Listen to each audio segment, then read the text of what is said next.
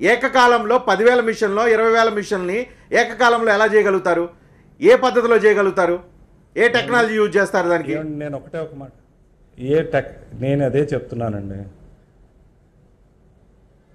Technology రకరకాలు.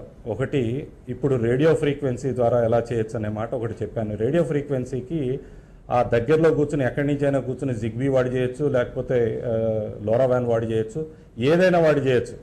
ఎందుకంటే ఇక్కడ వెళ్ళాల్సిన బిట్స్ చాలా స్లో, అంటే చాలా తక్కువ బిట్స్ పంపించినా మ్యానిపులేట్ చేయొచ్చు. ఇదేం హై ఫ్రీక్వెన్సీ అంటే హై స్పీడ్ బిట్స్ అవసరం లేదు, వేరేది అవసరం లేదు. సింపుల్ బ్రాడ్కాస్ట్ ద్వారా కూడా చేసుకోవచ్చు. అది వదిలేసేయండి. రెండోది, ట్రోజన్ కనుక నేను లోడ్ చేస్తే, ఎందుకంటే ఈ వీవీప్యాట్లో మళ్ళీ దాని సొంత మైక్రో కంట్రోలర్ దాంట్లో ఉన్నాయి.